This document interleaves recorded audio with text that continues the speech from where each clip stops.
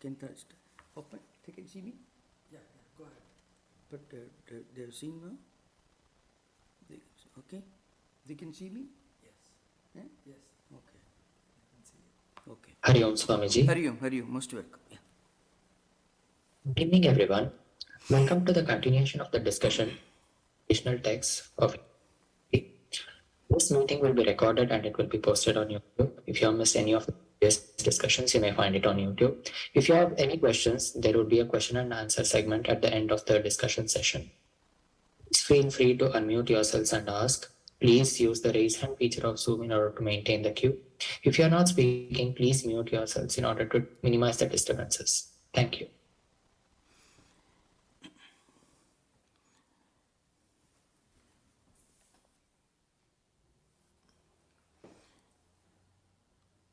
Thank you, Prajwal.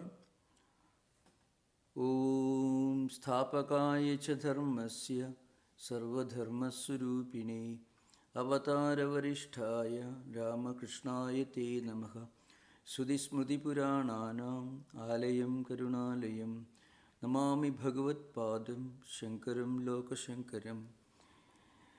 So we are continuing this discussion on this Purusha Suktam, which is a very interesting mystical description of creation and also of the nature of the absolute reality. The absolute reality that is all-pervading, immanent and transcendental. And I think in the last session we discussed how people of different temperaments also came out of this Supreme Person. The Supreme Person, Purusha, is the symbol of the absolute reality as the origin of creation. So again, creation, when we talk about creation, we are not talking about the way frequently creation is described in many of the ancient religious texts where God created this world from this and that. Not like that. Creation itself is the result of a deep meditation. So you often find this word sankalpidavantaha means. Sankalpa means a kind of meditation. Creation is the result of meditation, frequently called a yajna, and which we are going to discuss again. So this concept of yajna is very profound, and we should keep that in mind when we are discussing Purusha Suktam. Creation is a yajna. So what is yajna? Yajna, as I repeated many times, is yajno vai seshthatamam karma. This is the definition found in the Sadabadha Brahmanam. So yajna is nothing but a noble act. A noble act becomes a noble act when it is done without a purpose, in the sense without a selfish purpose. It is done as an act of self-sacrifice, as an act of meditation, as an act of renunciation. So just to give a few more details about the word yajna. It comes from a Sanskrit root called yaj. There's a root. The root has three meanings. In Sanskrit, it's called Devata Puja, Sankadikaranam, and Tyaga. Well, in plain English, what it means is worship of the divine and then union of three acts. That is, union of action, knowledge, and spiritual discipline. In other words, karma, whatever we do, we're done without a selfish purpose, as an act of sanctity and sacredness, and also the knowledge of the absolute reality and spiritual discipline. These are three important meanings which are attached to the word yajna, especially its root yaj. In Sanskrit, it is called Deva Puja, Devata Puja, Sankadikaranam, Tyaga. So this particular implication should be clearly understood when we talk about creation as a yajna. So if you look at the dictionary, you find the word yajna is often used for the word, for a Vedic ritual called yaga. Of course, that's a normal meaning. I described this earlier. There are 14 types of such Vedic rituals called Sapta Haviri Yajna, Sapta Soma Yajna. Many of these rituals are associated with various stages in human life. Just to give an example, I mean, yajna as a Vedic ritual, as a performance, as let's say as a worship act, something like that. There are 14 such different types of yajnas. It technically called Ajnadhanam, which, for example, you start a fire and a fire is ignited and you offer certain things in the Trayatagni in the morning, in Madhyandina, and also in the evening. Then Agnihotra, which is again a kind of Vedic ritual that you practice in association with a burning fire. It is called Agnihotra in the morning and evening. Then Deshapurnamasa, which again done during certain certain intervals of the month. And then there are certain rituals performed associated with harvest festival. See, for example, when you harvest new grains, it is called Agrayana, Chadurmasya. Again, certain rituals performed once in 4 months. Again, Nirudha Pashu, which is actually done as a ritual performed certain Uttarayana, Dakshinayana, means the solar and the lunar movements of the sun. And then Sautramani, which is a kind of Vedic ritual performed during spring season. So you find many of these ancient Vedic rituals are performed during certain periods of the time, certain seasons, in association with certain, let's say, activities of people in general, like harvest season and so on, and also as a kind of daily ritual or worship done during certain times in the morning and the evening and so on. So these are some kind of yajna called Sapta Haviri Yajna, where something is offered in the burning fire. Then some another set of yajnas called Sapta Soma Yajna. It's called Agnishtoma, Uktyam, Chodashi, Vachepeya, Adiratram, Aptoryama. I'm giving this example, just what yajna means in the conventional sense. In the normal sense, conventional sense called Rudhyartha. See, a word acquires a meaning because of its constant use and because of its association with certain events, certain rituals, certain activities, so that word acquires a meaning. Now, yajna has got a higher meaning which is totally different and far beyond, far higher than any of these implications. In that sense, yajna means any noble act without a selfish purpose, anything done with a sense of sanctity and sacredness and unselfishness and renunciation and so on. In that is the real meaning of yajna. That is etymological meaning, the original meaning. And again, that word acquires different meanings in course of time due to its various implications, because of its various usages in different social context. So in that sense, yajna means these three, yajna has got these three meanings. One is Deva Puja or Devata Puja, Sangadikaranam, and Tyaga, renunciation. These are three meanings. One meaning, as I mentioned, doing offering, an act of renunciation, an act of service, an act of sanctity, to praise some natural forces. So you have to remember, Vedic culture belongs to an era and an age long before established religions came into existence. So when we talk about the religious culture of Vedic heritage, or the ideas of worshipping God and religious dogmas of Vedic time, you should remember Vedic culture prospered and reached the highest level of perfection at least 4,000 years before the first established organized religion came into existence. The first established organized religion, when we think about it, it's only Buddhism, that is 6th century BC. And close to the same age, Jaina religion. Vardhamana Mahavira was the founder of Jaina religion, and Buddha was the founder of Buddhism. That is 6th century BC, 600 years, 580 years before Christ. And then Christianity, of course, before that there was Judaism was there.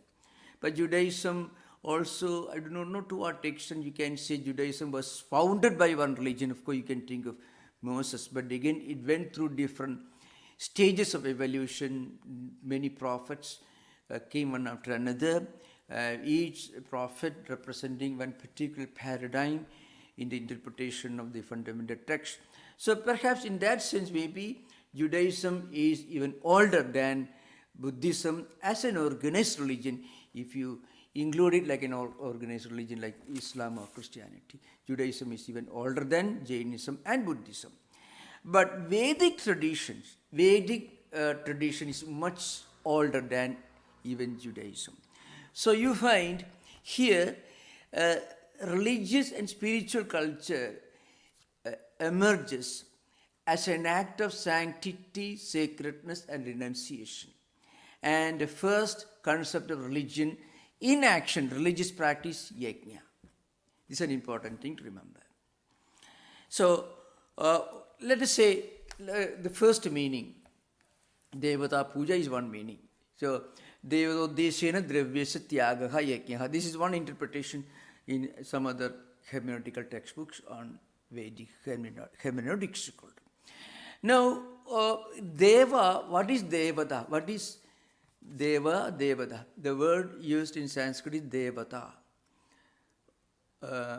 which comes from Dyu Dhatu, which means the self-effulgent one. That's the meaning. The oldest attempt to define Deva, Devata is found in the old Nikhandu, which predates Yaska's Nirukta.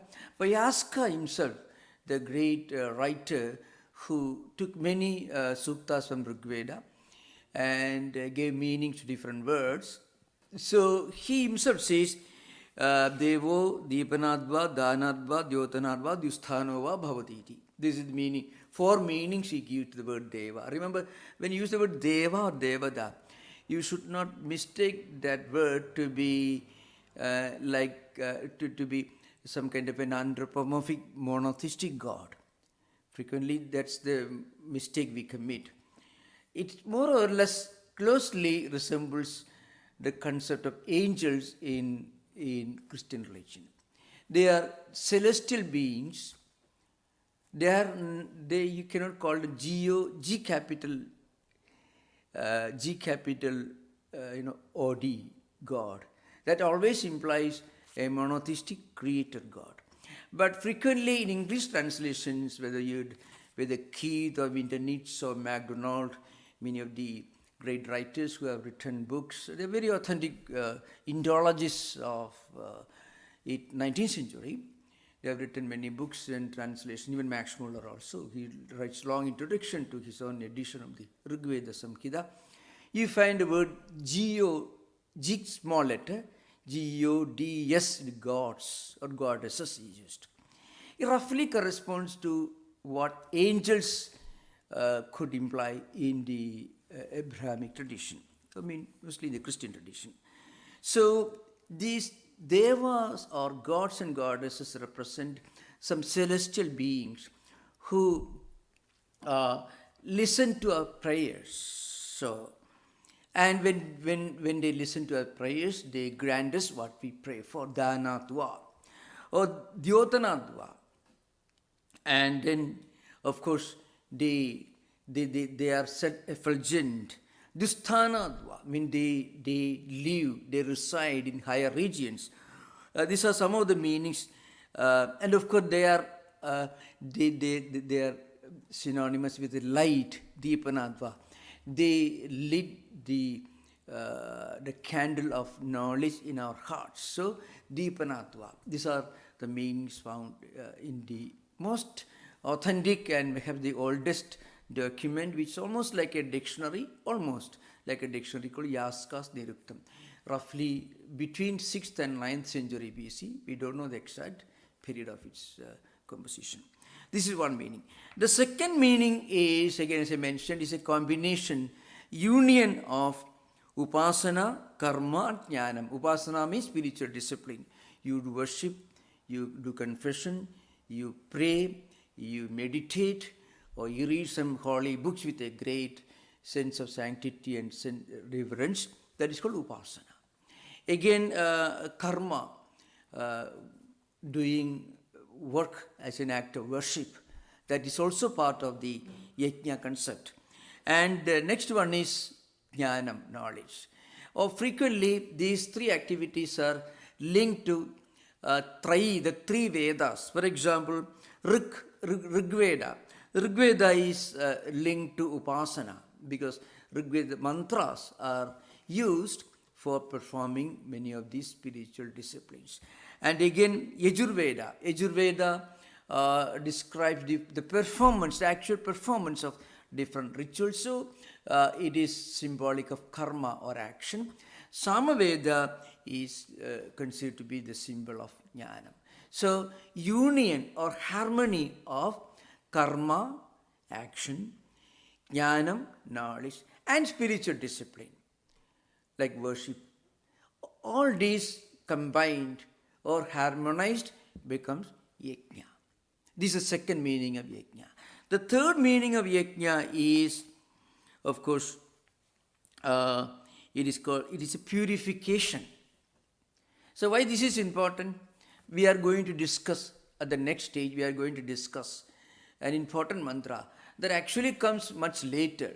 But that mantra should be understood to get an idea of the overall structure and the purpose and the spiritual significance of Purusha Suktam. That's why I am again giving a description of the concept of yajna.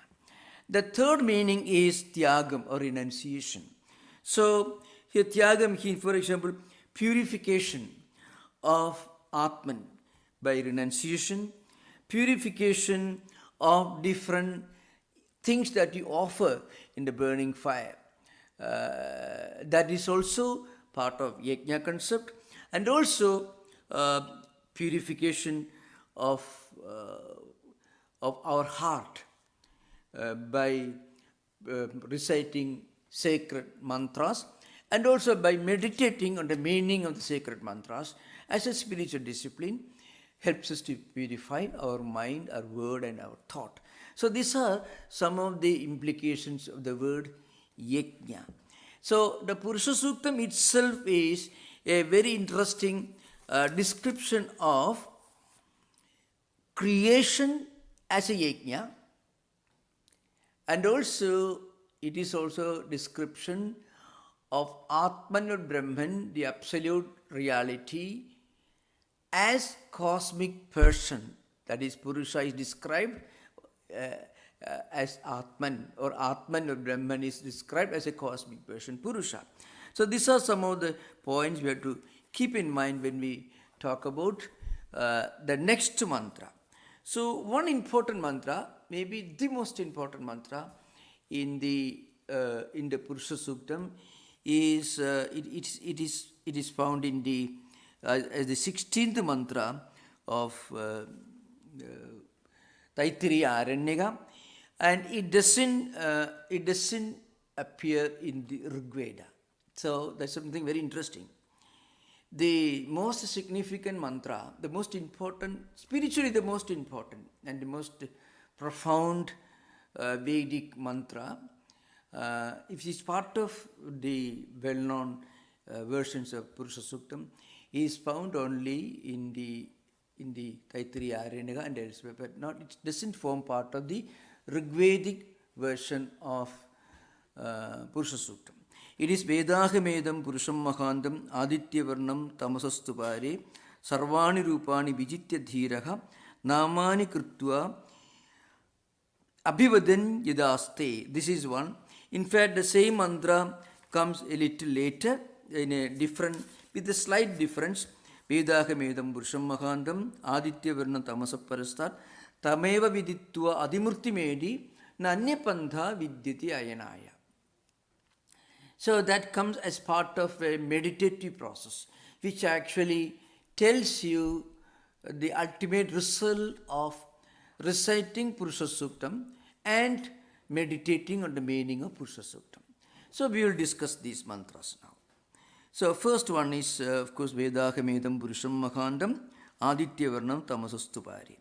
It is the 16th mantra of the Taittiriya Aranyaka version of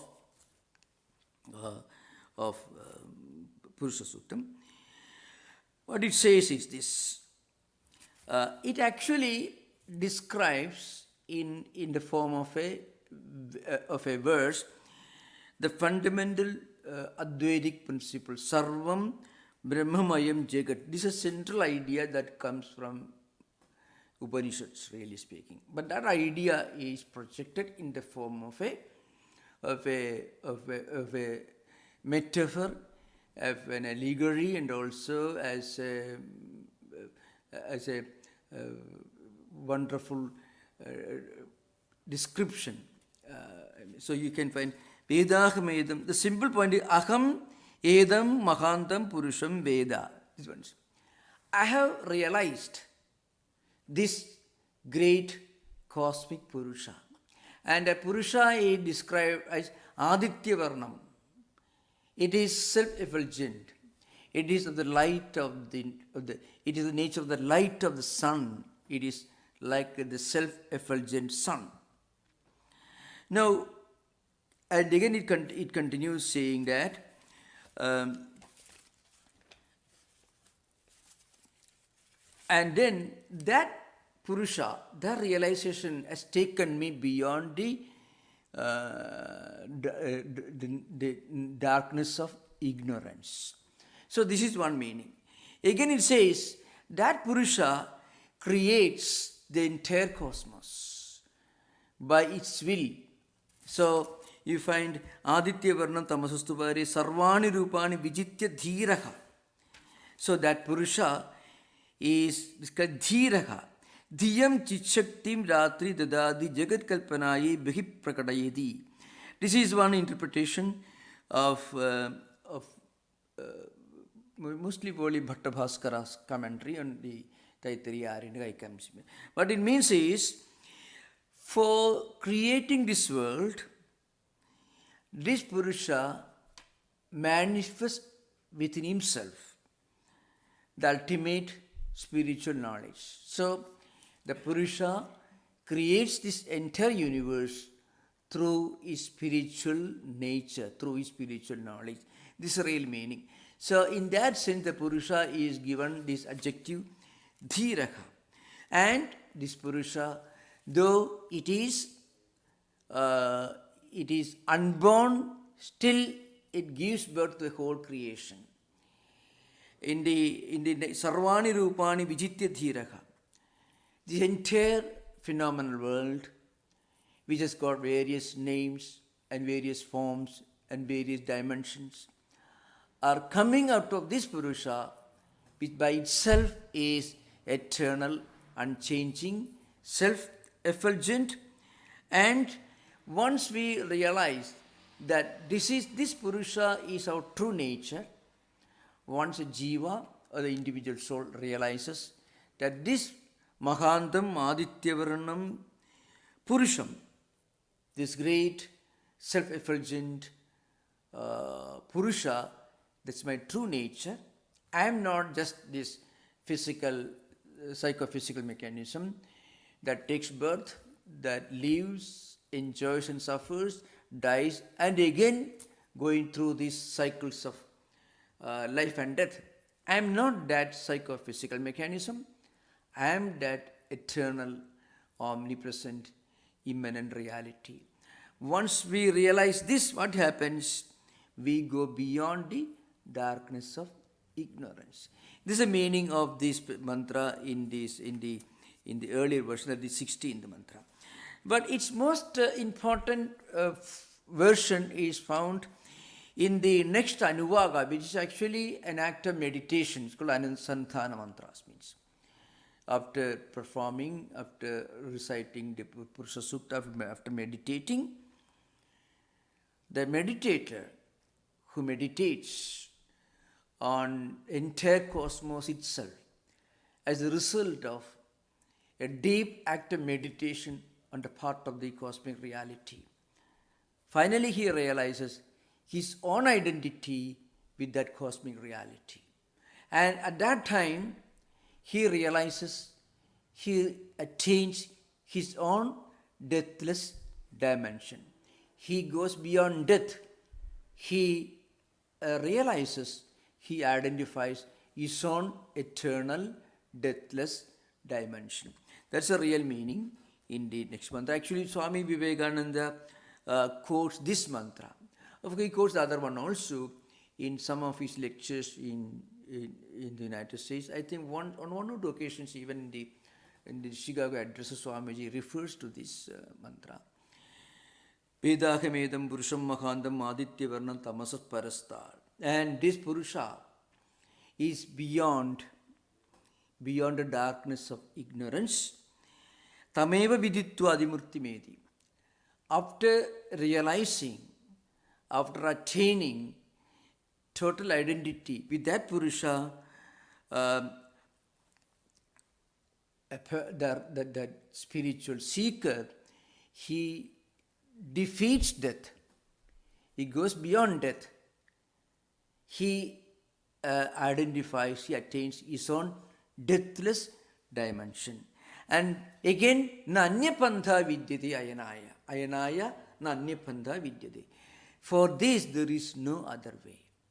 Actually, we can attain our own deathless dimension only by realizing the fact that we, in our true nature, is that deathless, the changeless, the unchanging, eternal reality, Atman. So, I discussed this earlier in the light of that well-known dialogue between Yajnavalkya and Maitreyi in the Brihadaranyaka Upanishad, the second chapter, where Yajnavalkya teaches Maitreyi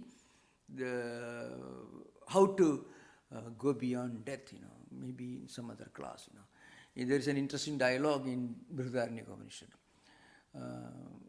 Yajnavalkya wants to take to a life of mendicancy, and he wants to hand over her share of the property to his wife Maitreyi. Maitreyi asks, but can I become immortal?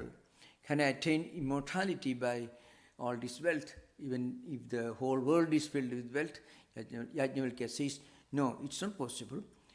Money can only buy things that you can make use of in this world, at the empirical level. You can attain deathlessness only when you realize that you are actually deathless, not as the physical body, but as Atman, you are deathless, unchanging, eternal reality. This is the text that you find in Brihadaranyaka. Now, there are some interesting observations made by commentators on this mantra. This is because of its very importance. I am trying to explain this. One commentator is Bhatta Bhaskara. Bhatta Bhaskara belongs to an era. He was perhaps after Skanda Swami and before Sayana and Mahidhara. He was a well-known commentator, mostly well-known for his commentary on the Taittiriya Aranyaka and so on. But here in the Taittiriya Aranyaka version of Purusha Suktam, Bhatta Bhaskara writes, Tamasaparastad, Tamashilam Vikarajadam Tama Tataparastad, Sthidam Mahandam Purusham Aham Veda, Evam Tam Vidwan Amrudo Bhavadi, Anyapantha Ayanaya Amrudattu Prapti, Sadhana Bhudu Na Vidyate. These are the statements coming from Bhatta Bhaskara. What it says is, going beyond the darkness of ignorance. How do we go beyond the darkness of ignorance? Darkness of ignorance is linked to change, because death is nothing but change. So vikarajadam, that's why he says tamashilam vikarajadam tamat tadaparastat.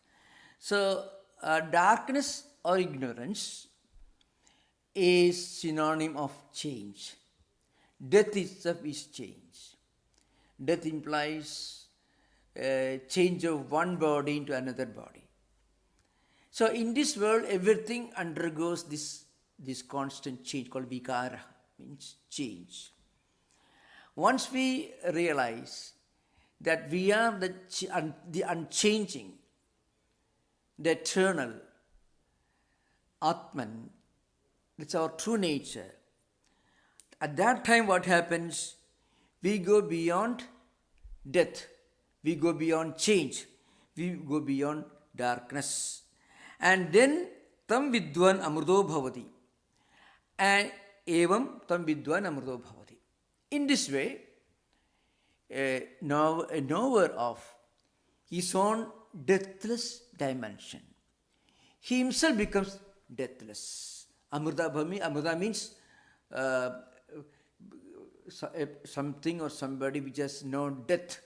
That's the meaning. Amruta means deathlessness. Murda Purusha means a person who is dead. Amruta means the one who never dies, deathless, eternal or immortal. So we ourselves can attain our immortality, not at the physical level, but when we transcend our own physical dimension, when we realize that at the physical dimension we go on changing all the time. That's vikara jadam, everything is subject to changes.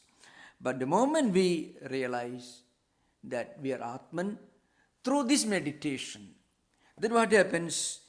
Evam tam vidwan amrudo bhavati anyapantha ayanaya amrudatva prapta. Amrudatva praptaye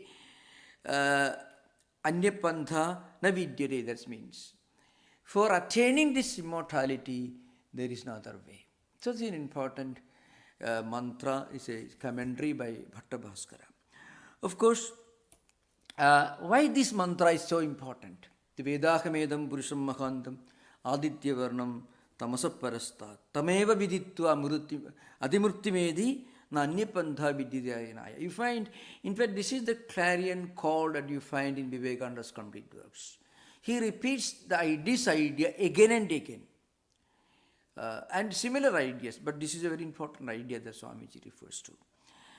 Now, while introducing this particular mantra, this particular statement, the greatest of the commentators is Sayanacharya, who lived in the 14th century. Remember, the earliest of the commentators of Vedic literature, you can call Nikhandu, somewhat before 9th century BC, and his later form he called Niruktam, 6th century or 7th century BC. And then in 6th century or 7th century AD, Skandaswami wrote commentaries. And after Skandaswami, the most important commentator is Sayanacharya, who wrote commentaries for all the 4 Vedas. So he makes a very profound statement which reveals the actual significance, spiritual significance of this particular mantra. He says, Yadhokta Virat Purusha Dhyanam Atra Pradivadyate. So Yadhokta Virat Purusha Dhyanam Atra Pradivadyate. Tatra Mantra Drashta Narayana Rishi Sukiyam Dhyananubhavam Prakadayadi. It's a very famous statement. Sayanacharya is the one who actually points out the importance of this mantra. He says, Mantra Drashta. Mantra Drashta. The Rishi of this particular Purusha Sukta, the mantra is Narayana Rishi. So, he Sokiyam Dhyananubhavam Prakadayadi. He reveals his own experience, the experience that he attained as a result of long meditation on the meaning of the Purusha Suktam. And what did he do? Yadhokta Virat Purusha Dhyanam. if you can think of the entire cosmos wherever you look as the manifestations of Purusha, of Virat Purusha, as the physical manifestations of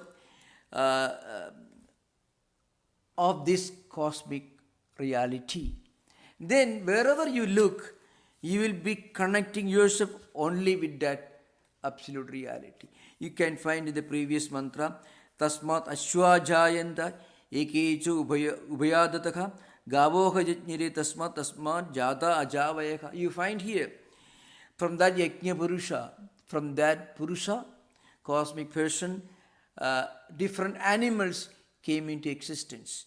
So Ashwajayanta, I mean horses came into existence, and again different animals with teeth on both sides, and goats, and number of animals names are given. You can find Ye Purusham Vidhukadidava Kalpayan, that we already discussed here.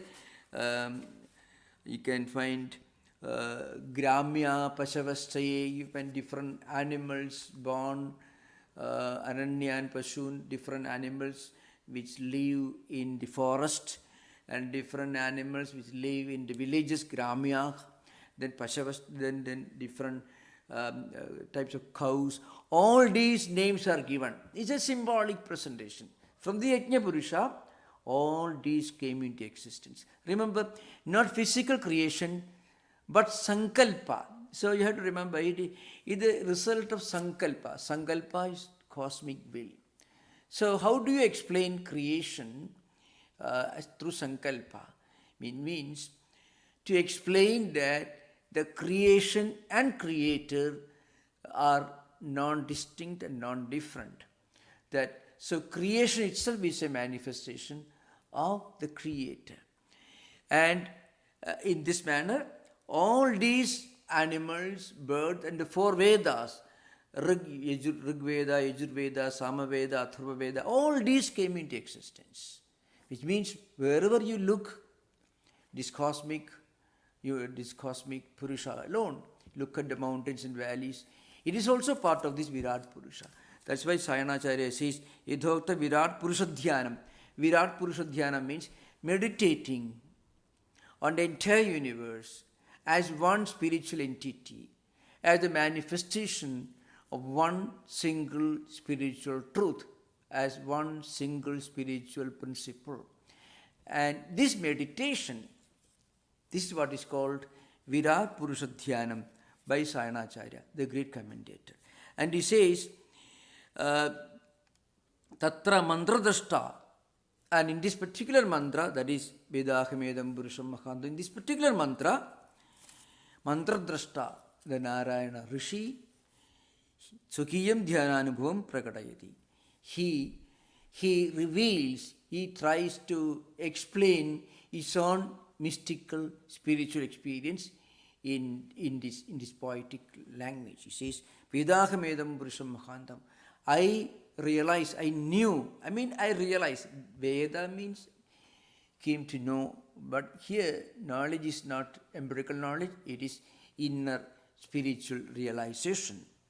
I realized in my heart the cosmic unity and oneness of existence as the one Purusha, which manifests as animals, Vedas, mountains, valleys, plants and trees and everything is one Purusha only. That experience of unity and oneness is called the Advaitic experience of unity and oneness.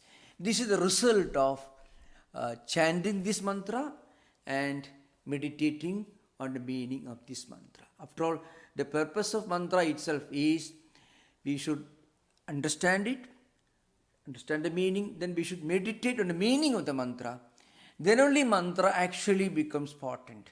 So there's a difference between, a Chinese-made plastic snake and the real snake that lives in the forests. Both are snakes apparently, but one snake can bite, it has got poison. So it becomes really effective in the negative in the way of comparison. mantra becomes really effective in our spiritual life only when we understand the meaning and we meditate on the meaning, and in this meditative process slowly we realize our own unity and oneness with the essence of that mantra. But of course it requires a lot of preparation. One should practice some discipline in eating, in conduct, in behavior, moral and spiritual disciplines are important. Then only our mind actually becomes fit, a fit instrument for meditation. This is an important thing. Meditation can sometimes be even counterproductive. It can lead to hallucinations and delusions. Frequently it happens when we don't prepare our mind for meditation, we try to meditate. So that creates lots of problems. But slowly, when we practice, when we chant this and try to understand the meaning, and then slowly our mind becomes a contemplation and thought at the beginning, slowly it becomes meditation. At that time, we realize this. Of course, it's a slow process. We cannot,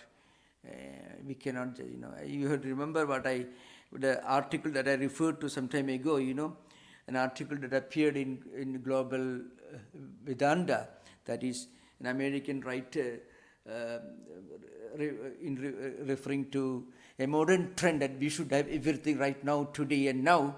So here referring to some new trends, we should have everything, Kundalini, realization, everything right now and today. He said, not so fast, or enlightened one. That's the title of the article written by a great American writer, published in Global Vedanta. You can perhaps read it again. So this is the real meaning, the spiritual significance of this Purusha Suktam. Now we'll come back to the Sukta as such. 14th mantra is Chandrama Manaso Jadaha Chaksho Suryo Ajayada Mukhadindrascha Agnischa Pranad Vayu Rajayada Nabhyas Idandariksham Sishno Dev Samavartada Parbhyam Bhumi Disasrota Tatha Lokan Akalpayan. So it continues that. These two 14th and 15th mantras in the Taittiriya Aranyaka version, which perhaps we can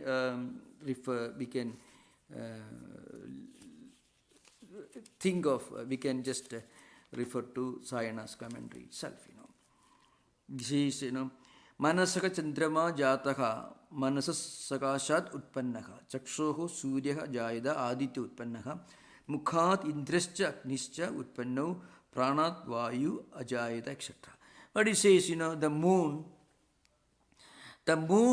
came into existence from the mind of cosmic Purusha, and the sun came into existence from the eyes of the cosmic Purusha, and then from face Indra and Agni came into existence, and from vital air came into, breath came into existence. So it continues. Practically, whatever you find in this world, the breath, our talk, the sun, the moon, the celestial regions, called Antariksham, Nabhyasi, the Antariksham, from navel, Antariksham, the space between earth and heaven, Sishno, Dev Samavartada, and from head, these celestial regions came into existence. From feet, earth came into existence, Disastrotrad, and from ears, these special directions came into existence, Tatha Lokan Akalpayan. So you find whatever you can think of in our life or in the life of the cosmos is explained as originated from one single spiritual principle. This is the process. This is the process of meditation. This is how we should meditate. It's an important thing to remember. Again, it's a mystical poem and also a method of meditation. That's what we find here. And then, of course, come the Veda, Hamedam, Purusham, Mahantam, etc. that we discussed already. Aditya Varnam, Tamasastu Pare. This little difference you find with this mantra and what comes in the next Anuvaka. And then again, of course, yada chandradiyo jataha tatha nabhyaha antariksham asid sishnaha dyav sam avartada, etc. Parbhyam bhumi.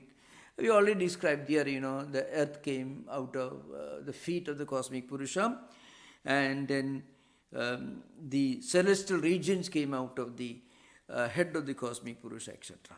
I mean, whatever we can think of or conceive of in this world, when we look around, what we see, the mountains and valleys, human beings, animals, Gramya, Pashavastaya, you find Chandrama, Manasojada, Chaksho, Surya, Jayada, sun and moon, all these came out of the same cosmic Purusha.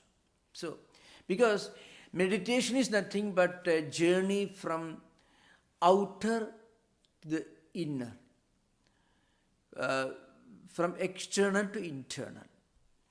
What we see with our eyes opened, what we hear with our ears opened, we see sun and moon, valleys and mountains, Aranya, Gramya, say different animals living in Aranya means forest, and different animals living in villages. All that you find, Ajyam, all that we offer in some sacrifice, everything you think of. These are the different things that we conceive of. All that we can conceive of, everything, including Rig Veda, Yajurveda, Samaveda, Atharvaveda, all these originated from one cosmic Purusha. So, the fundamental spiritual unity and oneness of existence or creation or humanity are implied here in this Purusha. This is a method of meditation. The 15th mantra of Rigvedic version of Purusha Suktam, it comes as the 7th mantra of Taittiriya Aranyaka that we already discussed earlier. Saptasyasan paridheha Trisapta samidhakritaha deva yajnantanvanaha abadhanam purushan pasham. We already discussed. Paridhi, that means the outer boundaries of the Vedic altar on which we perform yajna, called Vedika. This is the paridhi. That is seven. The seven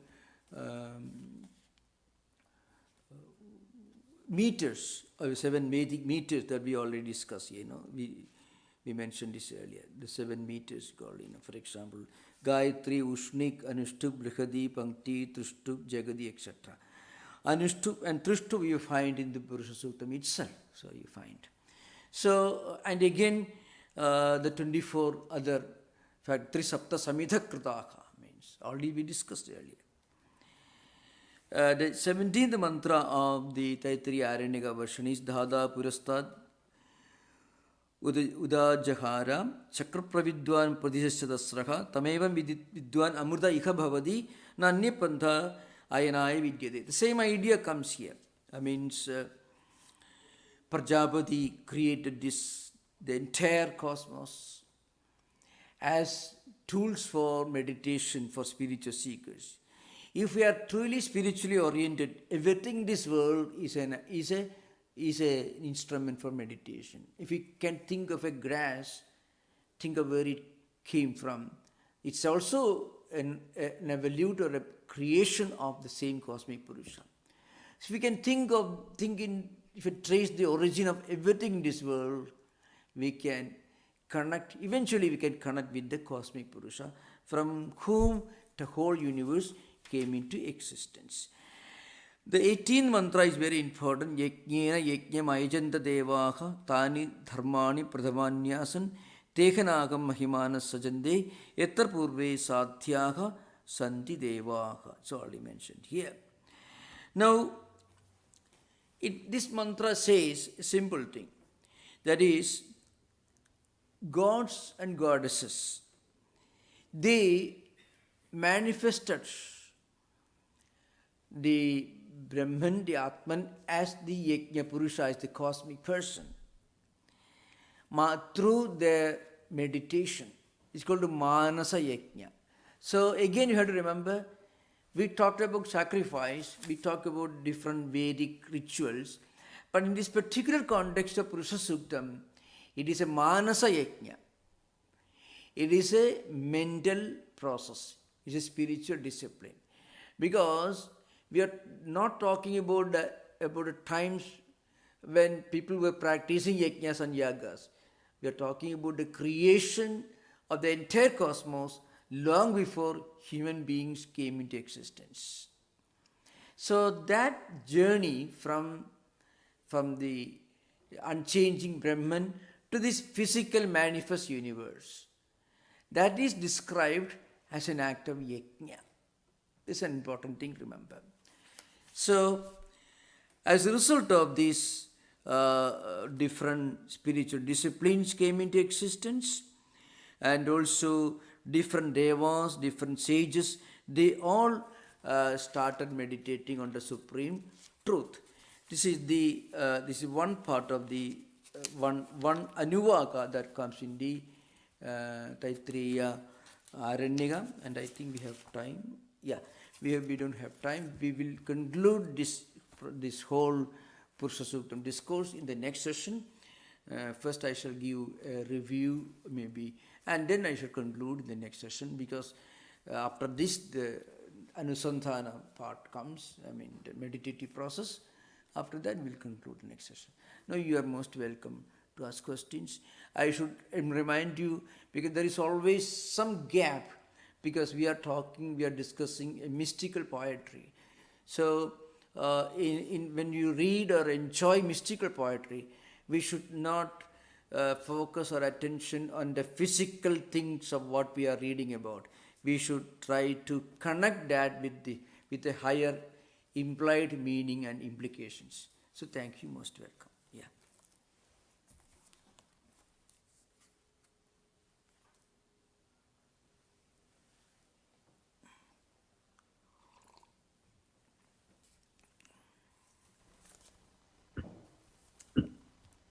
Hello, Swami. Yeah. Can it two questions about Yeah. Advaita? Can it be said that this scripture is Advaitin, and is Sayanacharya himself an Advaitin? Yeah. Yeah, Sayanacharya was, of course, he was an Advaitin, because he comes in the lineage of Shankaracharya's tradition, you know. He comes in the lineage of Sringeri, one of the monasteries founded by Shankaracharya. But remember, the Purusha Suktam has got another aspect to it. It is frequently interpreted as a hymn praising Lord Narayana. So you find in many of the temples, when they perform some rituals, they chant this Purusha Suktam. And Ramanuja himself has written a commentary on this. Mangalacharya has written a commentary on this. Sayanacharya has written. Nimbarka has written a commentary on this. So you find there are commentaries in Ramanuja tradition, Nimbarka's tradition, and also, of course, Sayanacharya tradition. I have mostly relied upon Sayanacharya, but even Bhattabhaskara also is very Advaitic when he interprets this particular, the last mantra, Veda Medam Purusham Mahandam, we described just now. So it has got a strong Advaitic orientation, because any idea that implies the oneness of existence is linked to Advaita. Oneness of existence, unity and oneness of existence and creation is linked to Advaita. For example, Sayanacharya himself writes, so he says, finally, and his own word is, Yadhokta Virat Purusha Dhyanam Atra Pradivadidi Tatra Mantra Drashta Sukiyam Dhyananubhavam Prakadayadi. So, and Sayanacharya writes,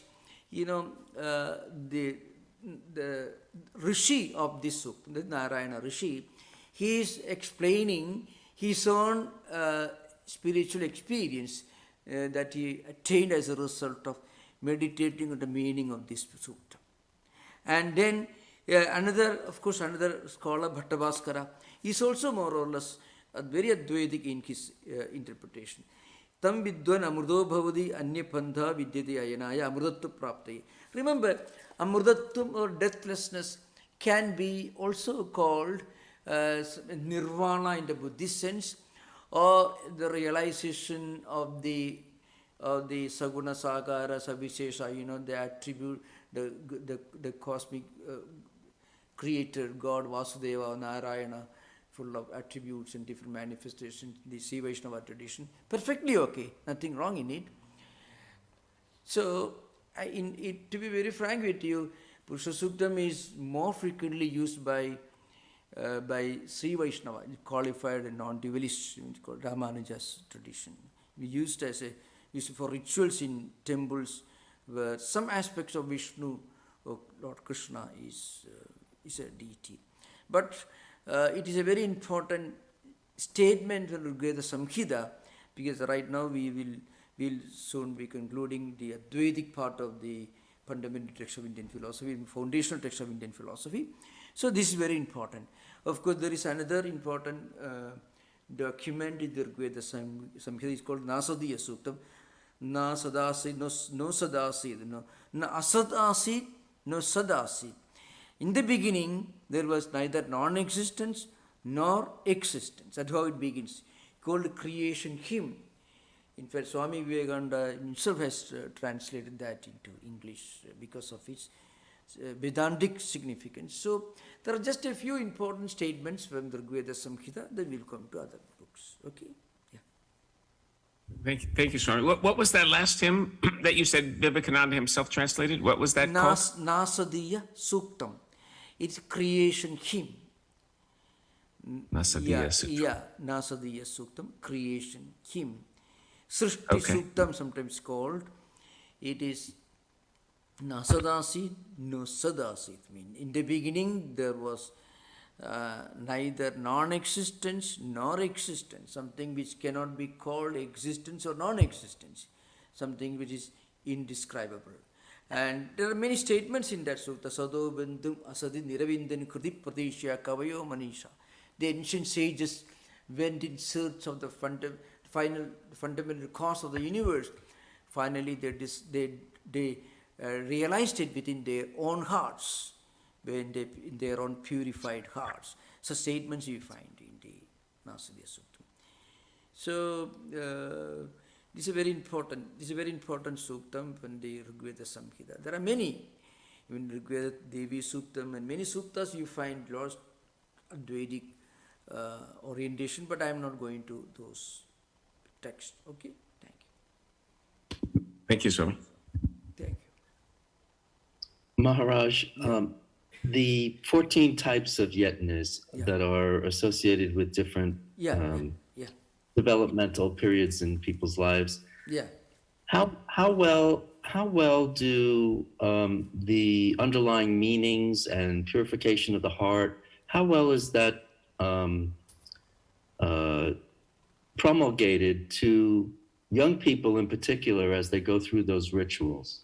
I tell you, well, now in these rituals, there are many things associated with rituals. For example, what you offer in the fire, the one who offers, and also the act of offering, the ritviks, 17 ritviks, 17 priests will gather for many of the yagas, sometimes even more. Now, and the clarified butter that is offered.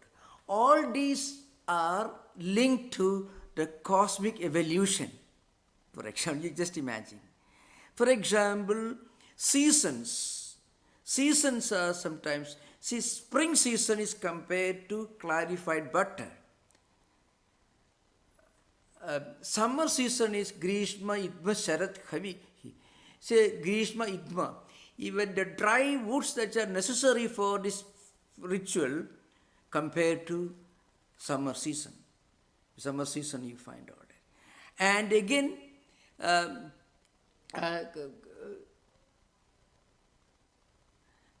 sometimes you find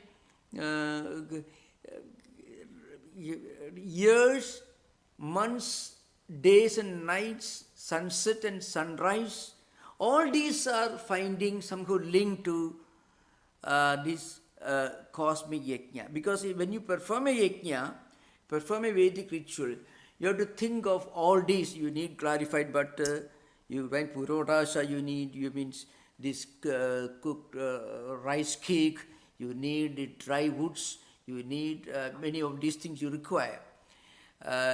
So, how do you link this to the cosmic yajna, cosmic ritual, described as the creation of the empirical world?